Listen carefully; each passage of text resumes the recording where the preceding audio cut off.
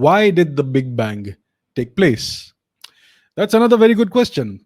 So, the best theory, like I said, that we have of the universe is the so called Big Bang theory. Now, what does this theory say? First of all, what is this theory? This theory is a model of the history of the universe. This is the best theory that we have, and it's a model of the history of our universe after the Big Bang occurred.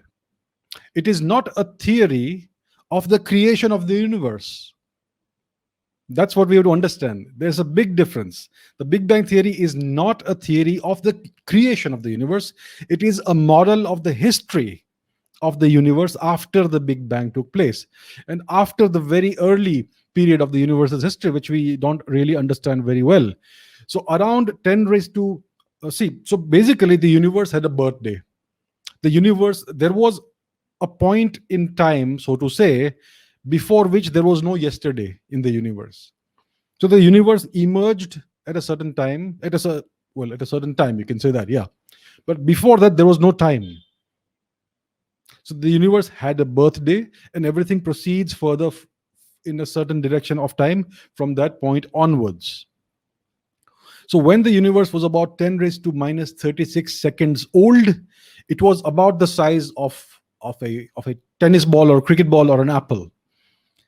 So we begin to understand the Big Bang theory essentially begins to understand the universe from that point onwards. Because before that, you had grand unification, which we don't quite understand. So before that point, basically, all four forces that we know of in nature, the strong nuclear force, the weak nuclear force, electromagnetism, and gravitation, these were all of equal strengths. Gravity's role was much more prominent at that time, right? It was as strong as the other forces, and afterwards the forces decouple and become similar to what we experience today. So our understanding of the early universe proceeds forward from that point onwards, from 10 raised to minus 36 seconds onwards, and it's an approximate understanding of how things occurred. So basically, the Big Bang theory is a model of what happened from that point onwards. It doesn't seek to explain, it is not able to explain what caused the initial expansion itself. So you go and ask any scientist, any theoretical physicist in the world, they will not be able to answer why did the Big Bang take place, what caused it, what triggered the initial expansion of the universe, what triggered the creation of the universe. We don't know. So these are the limitations that we currently have in our understanding of the universe and in our understanding of science itself, of the laws of nature itself. So there's a great deal to understand. There's a great deal that we don't know. So that's what I keep emphasizing, that there is so much to.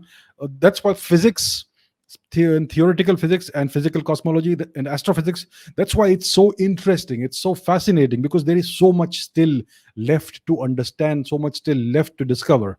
The history of the very early universe is an especially fascinating topic because it basically talks about grand unification, which is the so-called holy grail of physics, the unification of the four forces of nature and any others, if any others do exist.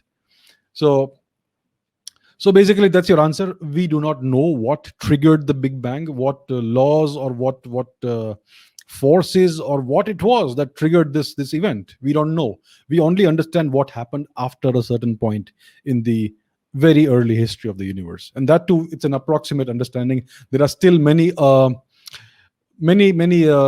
points that we don't have, and many things we still don't understand. But it is the best theory that we have as of now, and it does explain a lot about the universe, and we do have a lot of evidence that supports this theory.